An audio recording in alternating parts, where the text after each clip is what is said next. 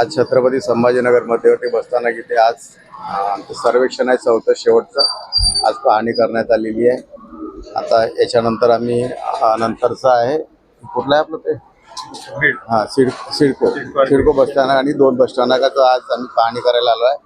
आम्ही जेव्हा मागच्या वेळेस मे महिन्यात आलो होतो तेव्हा बसस्थानकाची स्थिती जी आज आहे खरंच ती आज फारच चांगली होती. म्हणजे मागच्या वेळेस जे आम्ही बघितलं होतं की जे आम्ही काही सूचना दिल्या होत्या, गार्डन नव्हतं किंवा साफसफाई व्यवस्थित नव्हती, पिण्याच्या पाण्याची तेवढी सोय नव्हती प्रवाशासाठी, आणि शौचालय होतं तेही तेवढं स्वच्छ नव्हतं, पण आताही तेवढं क्लीन नाही, पण बऱ्यापैकी मागच्या वेळेसपेक्षा चांगलं मेंटेन केलेलं आहे. आणि अशीच प्रगती जर करत राहिलं तर नक्कीच आपले जे प्रवासी वगैरे आहे तो आपल्या बसने नक्कीच जाण्यात इच्छुक होईल, तो आपल्या बसस्थानकावर येईल आणि एस टी बसनेच प्रवास करेल.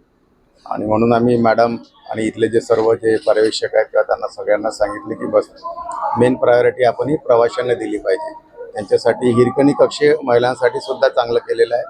इथं दूरध्वनी कक्ष चालू आहे, अनाऊन्समेंट प्रत्येक गाड्यांची होते आणि प्रत्येकांना माहितीसाठी वेळापत्रक सुद्धा चांगल्या प्रकारे लावलं आहे. एकूण पाहिलं तर या बसस्थानकाची मागच्या वेळेस आम्ही जे समाधानकारक स्थिती होती त्यापेक्षा नक्कीच आजची परिस्थिती चांगली आहे. माझं नाव श्रीकांत गवणे, प्रादेशिक व्यवस्थापक नागपूर.